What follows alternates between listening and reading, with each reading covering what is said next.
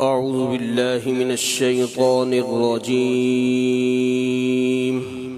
اللہ کی پناہ مانگتا ہوں میں شیطان مردود سے۔ بسم اللہ الرحمن الرحیم۔ اللہ کے نام سے شروع جو نہایت مہربان رحم والا۔ لإیلاف قریش إيلافهم رحلة الشتاء والصيف فليعبدوا رب هذا البيت الذي أطعمهم من جوع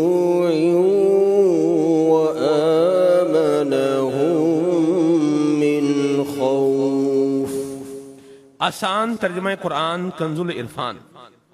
قریش کو مانوس کرنے کی وجہ سے، انہیں سردی اور گرمی دونوں کے سفر سے مانوس کرنے کی وجہ سے، تو انہیں اس گھر کے رب کی عبادت کرنی چاہیے جس نے انہیں بھوک میں کھانا دیا اور انہیں خوف سے امن بخشا۔ تفسیر تعلیم القرآن۔ اس صورت کا خلاصہ یہ ہے کہ اللہ تعالیٰ نے ایک ظاہری نعمت یہ بھی کہ اس نے قریش کو ہر سال میں 2 سفروں کی طرف رغبت دلائی اور ان کی محبت ان کے دلوں میں ڈالی۔ چنانچہ قریش تجارت کے لیے سردی کے موسم میں یمن کا اور گرمی کے موسم میں شام کا سفر کرتے تھے، اور ہر جگہ کے لوگ ان کی عزت و حرمت کرتے تھے۔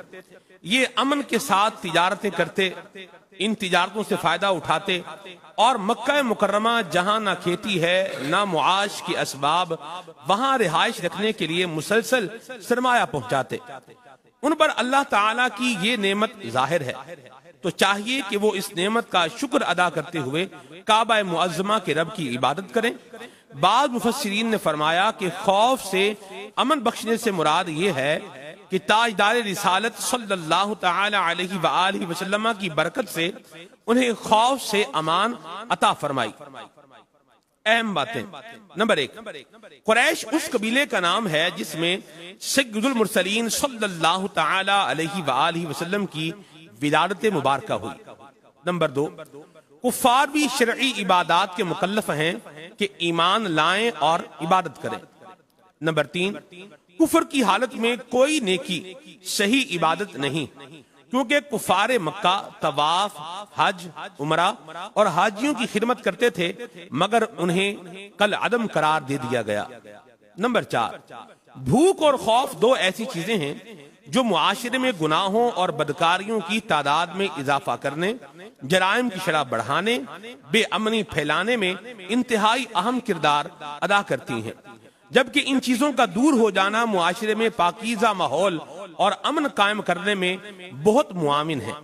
اور دین اسلام کے احکامات اور تعلیمات پر نظر کی جائے تو واضح ہو جائے گا کہ لوگوں کی بھوک کو ختم کرنا، انہیں سہولیات فراہم کرنا، پاکیزہ معاشرے کا قیام اور امن قائم کرنا اسلام کی بنیادی ترجیحات میں سے ہے۔